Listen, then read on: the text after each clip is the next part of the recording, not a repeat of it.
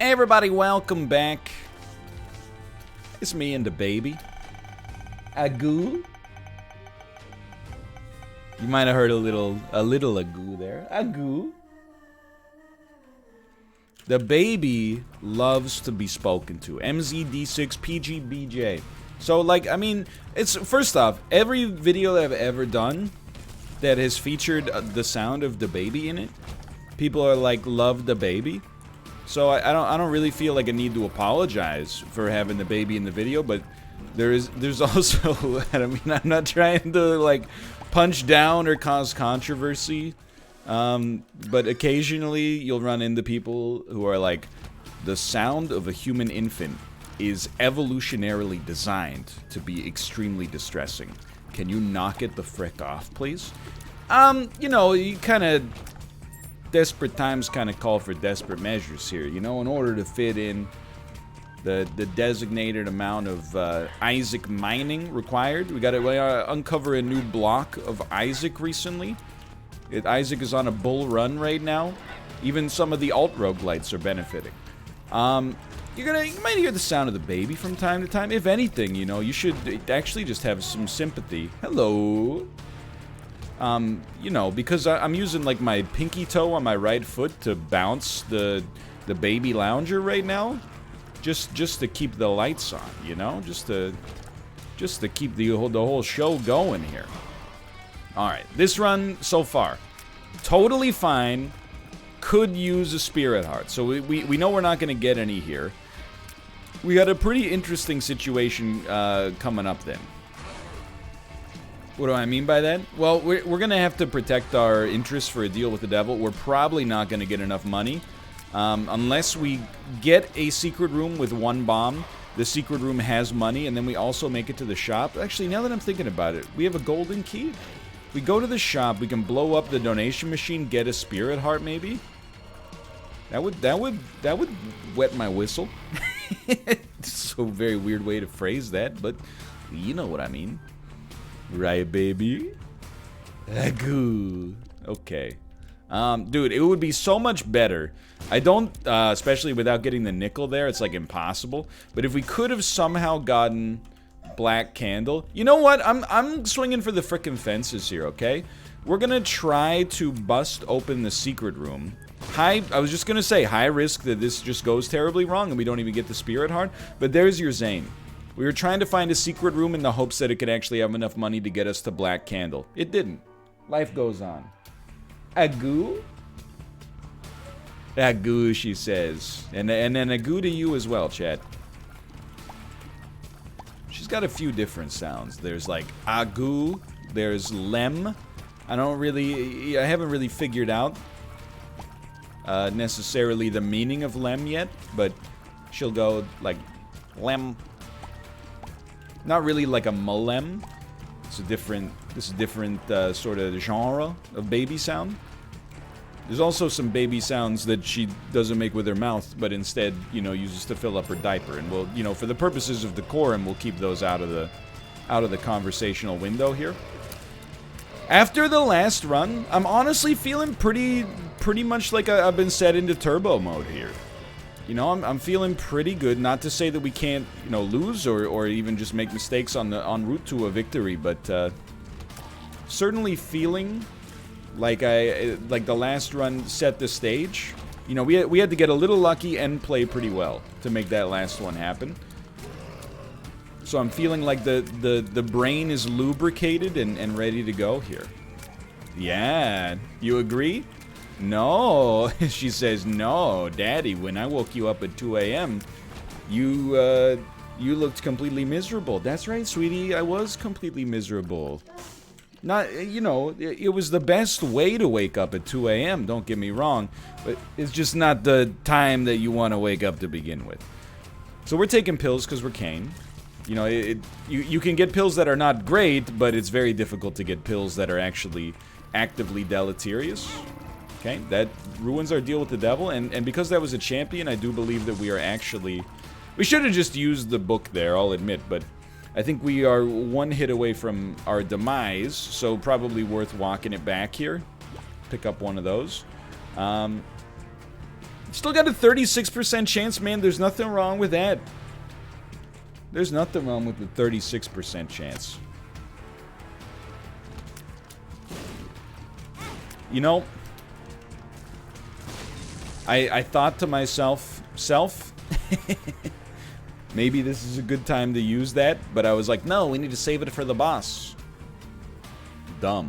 You are really dumb. For real. Now, okay, we can just pick that up. I think we're on 1.5. I don't think we're on 2. I think we're on 1.5. The good news is our damage is very nice. We should be... Okay, that's what actually I was hoping for. Now, I'm just thinking, like, baby, what do you think? You think it would be better to get a bomb? I think we should explore a little bit. I know it sounds weird, but if we can get a bomb naturally and then buy a spirit heart, that'd be great. Because of this, with the setup we have as Judas, we can open golden chests for free. Obviously, we can't get to that. Like, there's no place to bomb in there, right? No. Okay. You smiley. You're like a little smile gremlin today. Yeah. Okay. I mean, if you... Sometimes you gotta just send it, right?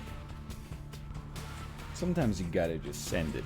Oh, it's a happy baby. There's no... I mean, let me put it this way. If the sight... Or if the sound of a distressed human infant is evolutionarily designed to be particularly distressing... By the way, this is probably, like, the worst boss we could face here. Except maybe, like, small room champion monstro. Just because these things do 1 full heart of damage. That's the danger. The sight of a happy baby is like evolutionarily designed to be particularly calming. You don't realize... I mean, this sounds like negative, but it's not. You don't realize the intrinsic value of peace and quiet till you have an infant. Guess we're out of here. I think we should probably Emperor immediately on our next floor. That way we have the best chance possible of a deal with the devil that we're probably not going to take to begin with because of the Curse of the Blind, but that's fine. If there's a too hard deal, we could be tempted. This should be a really great run, despite the fact that we ran into a little trouble on the last floor. But yeah, just enjoying the day here. Still pretty early. Always nice to get an early start, of course. One of those days where I'm like, man, one of the best, like, okay, like, let's not create a situation that makes me look like a terrible father. The best part of, like, a day where you're not working so much, definitely, you know, spending more time with the family. Not just my daughter, but my wife as well. But, like, a distant second, but a second nonetheless. Choosing what I want for lunch. Actually, because it's only a 1 heart deal, I think we're still going to take it because it's only one of them. I don't know. Maybe. It ended up being kind of crappy, but we might be able to finesse it in the future. Like, normally on a streaming day, especially, I've talked about it ad nauseum because I stream at 11. It's kind of an awkward thing for lunch, right? Like, how are you supposed to handle your lunch timing? Obviously, you're not going to... You basically can't even, you know, go pick something up for lunch. Because most places don't even start serving lunch until 11. And that's when the stream's supposed to start. But on a Saturday, oh, the world is your... It could be your burrito. It could be your poke bowl. It could be a spicy tuna combo. It could be whatever you want. It could be a hamburger. The world could be... You know, you could create the world in your own image. I think I will do this. I'm trying to get a force multiplier on the you know, the value of this run right now. I think one of the easiest ways for us to do that is to take a couple of risks that, you know, we might consider not so advisable previously, but this run is now very, very, very great. In particular, to be able to get I mean, we're talking about stuff for the future now, sorry, not stuff we already have. But if we could get something that makes us able to use Book of Shadows way more often, I would be stoked. But everything else is totally fine. Totally fine. I'm putting myself in a bad position here with these orbitals, or with the damage I'm taking, to try to use my orbital. In all likelihood, we will have the opportunity. I mean, there's very few there's very few synergies in this game There might even be no synergies in this game that are as powerful as an orbital plus invincibility. That hurt. That one hurt me deep in my soul. So in all likelihood, we will get a great opportunity at some point in the future on this run to really flex that muscle. For now, though, should probably be a little bit more prudent, a little bit more, you know, risk averse, because we don't really know where this run's going to go long term. Toss one of those down. Okay, somehow I think we... it's like the opposite of playing a treasure shooter, like Ikaruga. We actually found the only place we could place a bomb that would not be safe to hit an enemy. Instead, they've managed to dodge me. How did that happen? Crazy. Okay. Haven't seen our item room or our shop. Never mind. We have seen our shop. We just chose not to go. It's pretty unlikely we're going to get enough to make our shop worthwhile, but that's tempting. That's tempting. Dark Bum would also do a lot for us on this run. Dead Eye is an amazing item. Just for that, you know, we're going to try to meet the run halfway. Which is my way of saying because the game has done something nice for us, now we're going to actually play the game. Instead of just trying to mainline run it down as fast as possible. Anyway, yeah, everything's good. Can I tell you, I think I've gone on this very rant before, but I'm going to keep going on this rant, okay? I really feel this is not a $1 billion idea. I feel like this is what this is a company that could be purchased by Otis Elevators for like, you know, a couple $1,000,000, and then, you know, that's the meat of this business idea, okay? But in a COVID world, we need to work on elevator software. Now, if you don't think this is a problem, you've already outed yourself as somebody who's not using a lot of elevators, which is fine. But that means that you don't get to comment on this, you know? I don't comment on, you know, the business prospects of Zbeck adsorption, because I don't know anything about renewable natural gas, okay? I look at the balance sheet and I make a decision accordingly. But stay in your lane is what I'm trying to say. If you have a stairs-driven environment, then by all means. You know what else? You'll probably end up using more elevators than you've ever used in your entire life. If you got a stroller, let me just throw that out there. So I don't want to crowd an elevator to begin with, and I am happy to wait for an open elevator, you know, if I'm coming out of the underground parking or something like that, or, you know, I gotta go up to the 73rd floor. I'm happy to wait for a completely wide open elevator. In fact, I'm unhappy to have people be like, you want to just get on? We don't mind. I'm like, no, I mind. However, it's not the waiting for the elevator that I think needs some work in COVID. And the genesis for this, by the way, is that in COVID, at least here, you're not supposed to have more than 2 people per elevator. Or, like, one family is fine. Like, they're not going to be like, oh, you live in the same house, but, like, you know, there's 5 of you, you got to take 3 elevators up. But, you know, when it comes to intermingling with other people on the elevator that are not part of your quote-unquote bubble. The thing that bothers me is that the elevator algorithm is so ineffectual for this world that we live in, because I mean, I don't know how to set the stage here without making this bit take forever, and without being a little bit like, I want to make sure I'm being very specific and correct is the way I'm trying to express this. But basically, like, let's say there's, you know, 10 floors on a building, alright? And let's say there's 1 floor of underground parking, and then it goes up to floor 9. Okay? Now, let's not even bother, like, if that sounds like 11 floors, because floor 0 is called G, and then floor 2 is actually floor 1. You know what? Have a nice day. That's what I say about that. Enjoy. I mean, this is amazing. This is an incredible get for us here. Little spicy, but a definite glass cannon run. So we might as well take it. You know, I'm not trying to get into that argument. So basically, let's say you get in the parking garage, and you're trying to go up to floor 8. You know, that's where your lawyer's office is or something. That's where you work. You get in on P4 or P1, and then careful, you take the elevator up. You can only let 1 person in. it opens up on the ground floor for everybody that has hit the up button.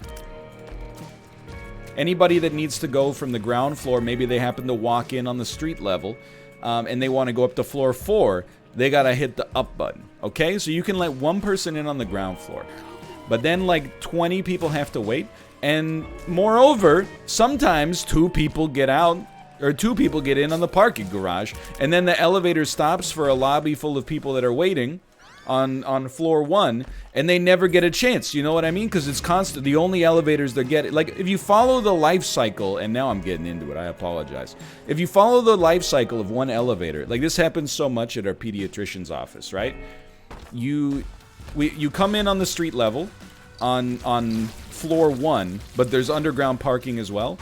So the people who are in underground parking always get the elevators at the bottom. Then, the elevator, you know, it picks up people on underground parking, it takes them up, stops at the ground floor so everybody can look in at the elevator and be like, nope, no space in this one. It goes, you know, essentially all the way up. Really?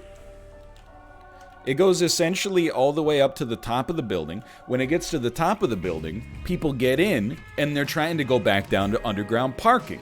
So they get in, they press P1, they go all the way down to underground parking, and essentially these elevators are just going between the 2 terminals over and over and over, and anybody that's at like an intermediary station just gets screwed. Which is, like, there's bigger problems in the world, of course. I'm not disputing that. Hold on, we can now go to the secret room as well. But it's still super annoying, and it would at least mitigate it if there was almost like, I mean, I don't even know how you would do this now, so I'm like kind of part of the problem myself, I guess.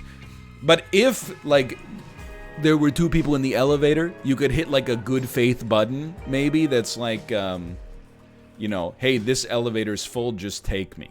I know you're like, it might be abused, but at the same time, I don't know, like, it's the same thing. Like, I was looking on Twitter today, and I was like, you know, people were talking about how the differences in, like, European work culture versus American work culture, and how, like, you know, in Europe, you effectively have, like, and not everywhere, so I have a lot of European viewers, so I'm not trying to misrepresent this, but as long as you can get a doctor's note, you have, like, effectively unlimited sick days.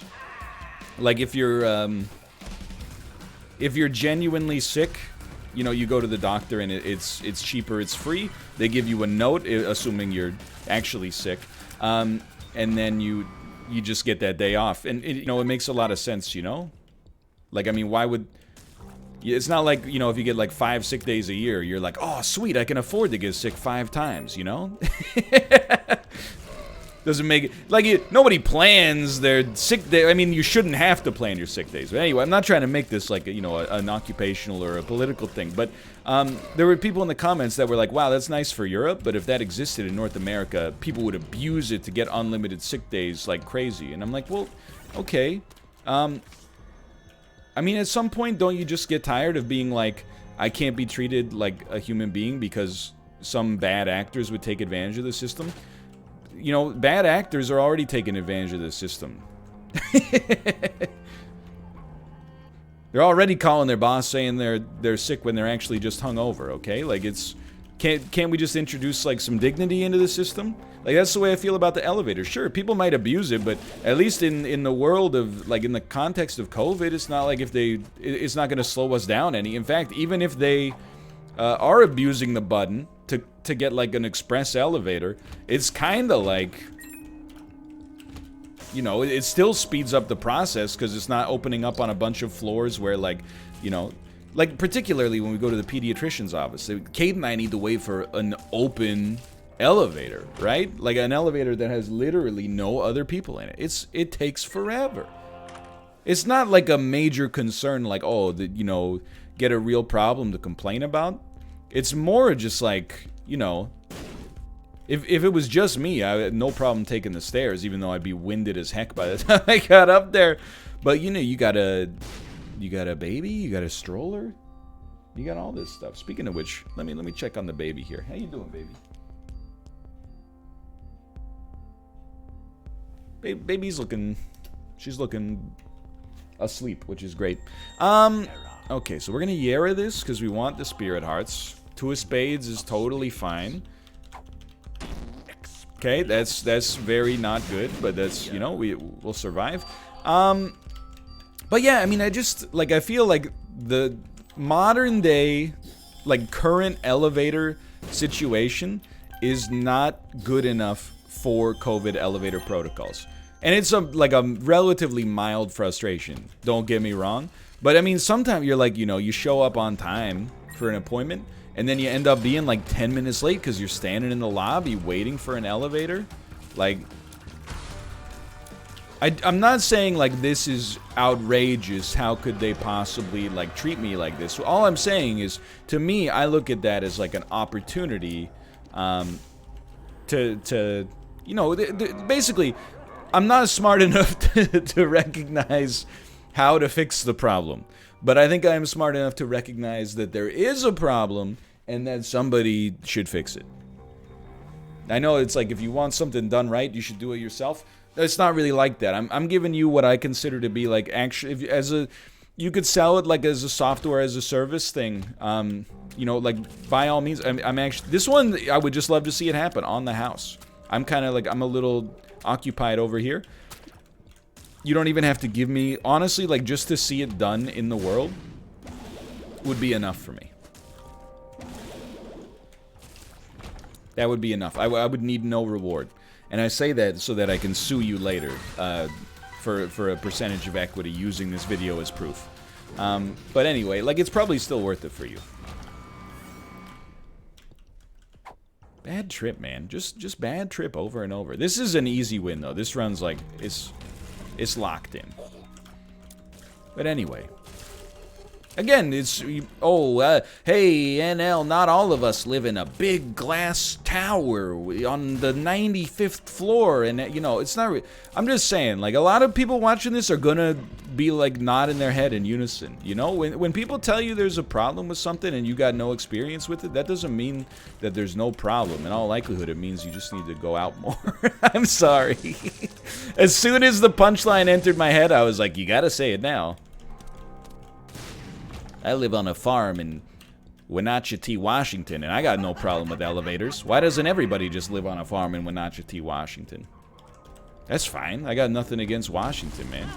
And in fact, Wenatchee, I don't even think that's how it's pronounced, but I know it for 2 reasons. One is, I believe it has the cheapest electricity in the United States because lots of, because it's close to hydroelectric dams, but also I know it because I believe previously a lot of, like, Bitcoin mining operations tried to move there. And then the county was like, hey, you guys got to knock that off because you're causing unnecessary stress on the electrical grid. So then they all moved to Russia and the Arctic Circle. But, and then the other reason is I'm pretty sure that Mike from 90 Day Fiancé lives there with his toothless Uncle Bo. That's not, like, meant to be rude. My man, he has no teeth. Like, not, you know, he's looking like Brent Burns over here, like the American Brent Burns. Anyway, I'm just saying the elevators, you know, I don't necessarily know how you fix them. I feel like if you've got 2 elevators, one of them could be designated as, like, this one does not go down to the parking level. This one only goes to you know, the lobby, in order to ensure that all the people that walk in on street level, you know, aren't standing there for like an hour just because they had the audacity not to drive. Like, what it kind of leads to, I wouldn't call it necessarily an abuse of the system, but, like, sometimes, I'll level with you, like, at our pediatrician's office, sometimes you need to go from, like, I don't know, floor 8 to floor 1, right? You're never gonna get an elevator if you hit the down button that goes from 8 to 1, because you're always going to get the elevators that are coming from above you that have people on them that are going into 1 or the parking garage, and you can't get on them because they're already full. Which is, again, I understand. So what I'll do sometimes, I hate to say it, is I'll hit the up button, because nobody's going from floor 8 up to floor 20, right? Like, everybody, the vast majority of people are going from either parking or the lobby level to 1 floor and then back down. So just to get access to an elevator, I will, like, hit the up button, which gives me an empty elevator going up And then when I get to the top floor, one other person gets in, and then we both just ride it down, and it hits every single floor on the way. Like, it goes like 10, and then the doors open, and people look in and go, ah, and then it hits 9, and like, you might think that I'm abusing the system and causing the problem, but I've been that guy that's going, ah, all the time. Like, that's the thing, is like, I really feel like, I mean, you might be like, if everybody did what you did, nobody would get an elevator. Yeah, but like if you don't do what I do, you're also never going to get an elevator. Like it's the elevator's problem. It's not society's abuse of the elevators that's leading to this. It's just, you know, the fact that, you know, you can only have 2 people in an elevator at a given time, and then also, you know, 90% of the traffic comes from like 2 different floors. Anyway, I'm just saying, like, maybe somebody out there has an in at, like, elevator tech or something like that. I'm not saying it's the greatest business idea ever made. You know, it's not sliced bread. It's not, you know, electricity. That's a pretty good one. But it is one of those things. And you'd be amazed, you know, especially, this is not, like, I'm not going off on an investing tangent, but you'd be amazed, you know, thinking about, you know, companies. You'd be amazed how many companies you've never heard of out there are valued at, like, you know, $50+ billion. And you'd be amazed at how many little companies that if I told you the idea of what they did, you'd be like, they probably make like $100,000 a year, are actually making like hundreds of millions of dollars per quarter in revenue. It's crazy. I had no idea. You hear about this company? I've never heard of this before. They pulled in $200 million in revenue this quarter. You're like, really? Can I see the receipts? I don't believe you. As I don't work in a field that uses pressure washers, I don't believe that pressure washers actually exist. Anyway, I'm just saying, there's some people, they're going to be like, shut up about elevators, and some other people are going to be like, you know, the man's complaining a little bit too much, but he's got a point. That's all I ask. I prefer when people don't agree with me. I prefer when they push back a little bit and we end up having a dialogue as a result of that, for the most, at least for humor's sake. But I'm still a little cheesed off about the big slice issue. The pizza slice that people said it wouldn't work. I promise you it would work. A frozen pizza slice. I will say somebody linked me and said, hey, the frozen slice idea already exists. I was stoked to see it, but it was like a frozen slice of margherita pizza. You know, like just tomato sauce and mozzarella and basil. I'm not preheating my oven to 425 degrees Fahrenheit in order to cook one single slice of margherita pizza that's like 250 calories. That's just ridiculous. Like, I'm not doing it to be healthier necessarily, but if I'm gonna warm up a single slice of pizza, like, it's gotta have more than just more than just 2 ingredients. Don't get me wrong. Like, I like a margherita pizza. I've ordered many in my days for sure. I might order one today. We'll see how the rest of. I mean, like I said, the world's my margherita as far as lunch goes today.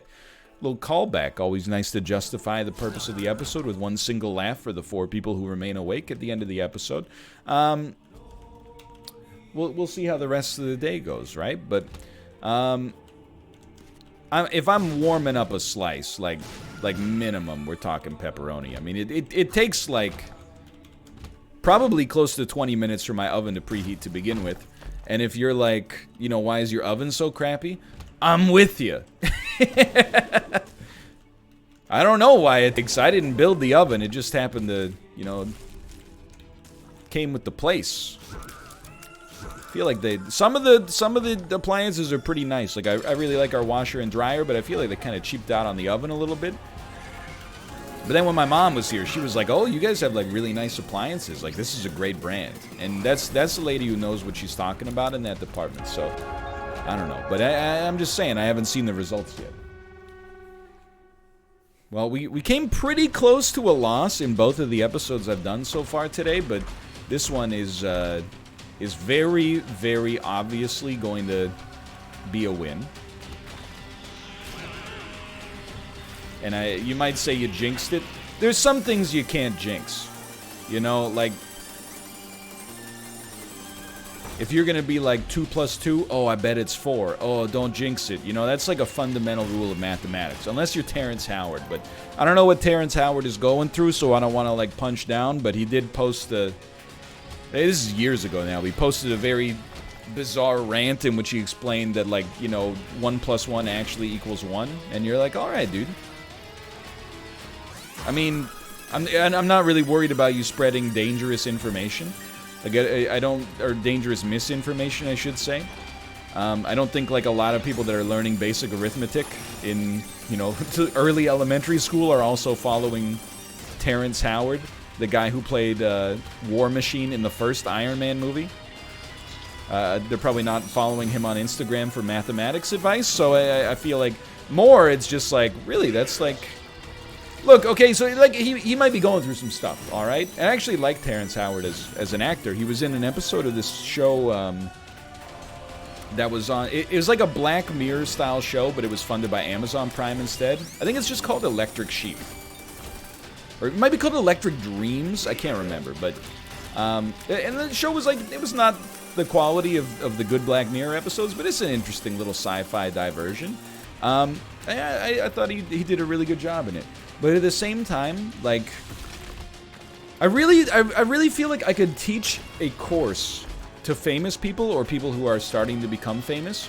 That's really like being a celebrity, like celebrity etiquette. And I know I'm not a celebrity, but you know, most of the people who are like acting coaches are also not Hollywood actors. You know, they're great acting coaches. I think I could be great at teaching celebrity etiquette. Like, if you're a celebrity and you love controversy, don't take my class. If you're a celebrity and you're like, oh, I hate drama. Why am I always in drama all the time? I'm gonna give you the first lesson for free, okay? Shut your mouth. I see it happen all the time on YouTube. People are like, I hate drama. And then people are like, hey, what do you think about, you know, the Second World War? And they can't stop themselves from answering the question, and then they accidentally, you know, they can't be non-controversial. They say something they definitely shouldn't have said. It causes a controversy.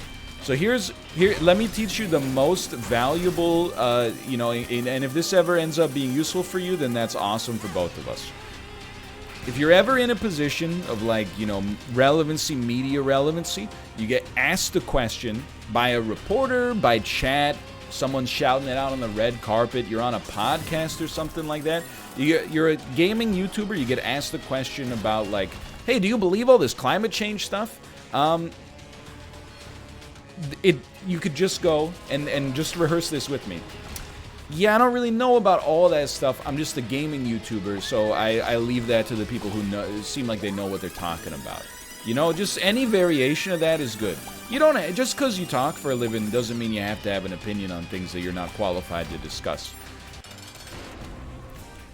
Like, if you don't know the difference between a neutron and a neutrino, maybe, like, don't start talking about, you know, hey, you know what, maybe there's a chance the Large Hadron Collider opens up a black hole that sucked us into a multiverse, you know? Like, just, it don't cost nothing to say nothing. But anyway, for now, thanks for watching. Easy run, and we're at 8 in a row. If you enjoyed it, click the like button. That's not a great deal. Of course, subscribe if you want to see more in the future. For now, thanks for watching. I'll see you next time.